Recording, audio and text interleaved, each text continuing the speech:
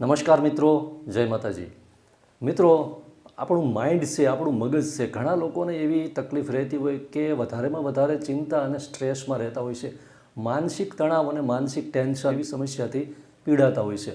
આવા લોકો માટે આયુર્વેદનું એક સરસ મજાની ક્રિયા છે, એક ટ્રીક છે જેને કહી શકાય. મિત્રો, આપણે પથારીમાંથી બેઠા થઈએ અને તરત મિત્રો એટલે કે સવારે ઉઠી અને તમારી સમયની અનુકૂળતા મુજબ, પરંતુ તમે ખાલી 5 મિનિટનો સમય આની માટે ફાળવો તો એ તમારા મસ્તિષ્ક ઉપર જે આપણું માઇન્ડ છે, માઇન્ડ એને પાવરફુલ ઇફેક્ટ આપે છે, પોઝિટિવ ઇફેક્ટ આપે છે.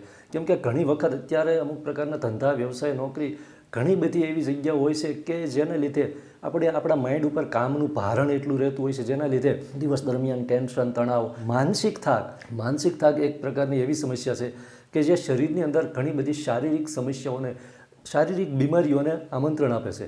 માનસિક સ્ટ્રેસ ખાસ કરીને જે લોકોને કોઈને કોઈ ચિંતા રહેતી હોય, તણાવ રહેતા હોય ને, તો આ ક્રિયા દરરોજ સવારે ચાલુ કરી દેવી જોઈએ. માત્ર 2 મિનિટથી 5 મિનિટ સુધી, પણ જેનાથી પાવરફુલ પરિણામ આપે છે, પાવરફુલ ઇફેક્ટ આપણા માઇન્ડમાં થાય છે. કઈ ક્રિયા છે, કઈ રીતે કરવાની, અને એ સિવાય શરીરની અંદર કઈ કઈ બીમારીમાં એ ફાયદો કરે છે એની વાત કરું મિત્રો.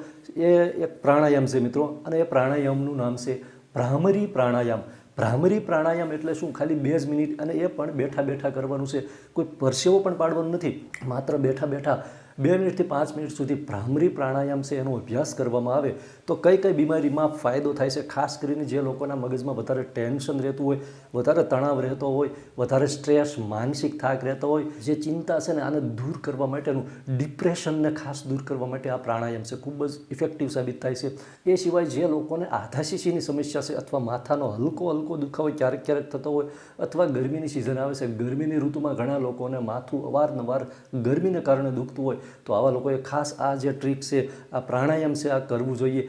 સાથે સાથે જે માઇન્ડ છે એની એકાગ્રતા વધારવામાં ખૂબ જ પાવરફુલ છે.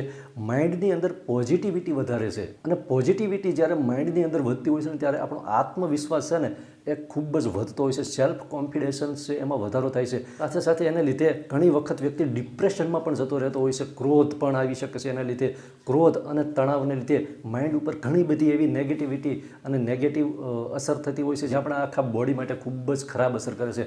હવે જે ભ્રામરી પ્રાણાયામ છે, કઈ રીતે કરવું? સૌથી પહેલાં તો તમારે સવારે ઉઠી અને મળત્યાગ કર્યા પછી ખુલ્લા વાતાવરણમાં બેસી જવાનું છે. નીચે ધરતી અને ઉપર આકાશ, આવી રીતે ખુલ્લા હવામાનમાં જે હવાની અવરજવર થતી હોય ત્યાં આ રીતે ખુલ્લામાં બેસી અને કાં તો પદ્માસનમાં બેસી શકો તો પદ્માસનમાં બેસવાનું છે, અથવા સુખાસનમાં શાંતિથી પલાઠી વાળીને બેસી શકો છો.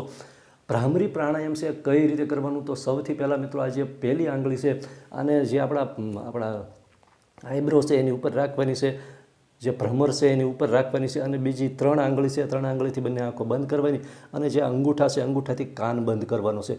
કાનની ઉપર વધારે દબાણ આપવાનું નથી, માત્ર બંધ કરવાનું છે કાન. બંધ કર્યા પછી મિત્રો ઊંડો શ્વાસ લેવાનો છે.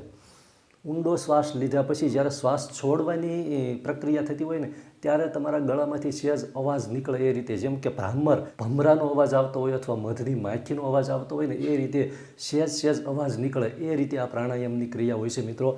શ્વાસ જ્યારે છોડવાની ક્રિયા થતી હોય ત્યારે ગળામાંથી સહેજ અવાજ આવે છે, જેને કારણે મિત્રો ગળાથી ઉપરના જે તમામ અવયવો હોય છે, સ્નાયુઓ હોય છે, મજબૂત બને છે. સાથે સાથે જે હાંસડીની ઉપરના અવયવો, ખાસ તો ગળાની ઉપરના જે અવયવો હોય ને, એની અંદર પોઝિટિવિટી આવે છે, જેને કારણે આવા અવયવો છે એ સારી રીતે એક્ટિવ રહેશે, જેને કારણે આખું માઇન્ડ છે વધારે એક્ટિવ રહેશે. અને અલગ અલગ રીતે પણ કરવામાં આવતું હોય છે. ઘણા ખાલી છે એક આંગળી છે, આંગળીથી ખાલી કાન દબાવીને પણ ભ્રામરી પ્રાણાયામ કરતા હોય છે. કાન દબાવી અને શ્વાસ લઈને પાછો શ્વાસ જ્યારે છોડે ધીમે ધીમે, ત્યારે એ અવાજ નીકળતો હોય છે મધમાખી જેવો. પરંતુ જ્યારે આ રીતે ભ્રામરી પ્રાણાયામ કરવામાં આવે છે કે 3 આંગળીથી આંખો બંધ રાખવાની, અને તમારું જે ધ્યાન છે આઈબ્રો છે એની વચ્ચે, એટલે કે બરાબર અહીં કપાળમાં તમારું ધ્યાન રહે અને એકાગ્રતા રહે, એ રીતે ખાલી 2 મિનિટથી લઈ અને 5 મિનિટ સુધી આ જે પ્રાણાયામ છે કરવામાં આવે તો એ શરીરમાં, આપણા માઇન્ડ માટે ખૂબ જ ઇફેક્ટિવ અસર કરે છે. ખૂબ ખૂબ આભાર. જય માતાજી.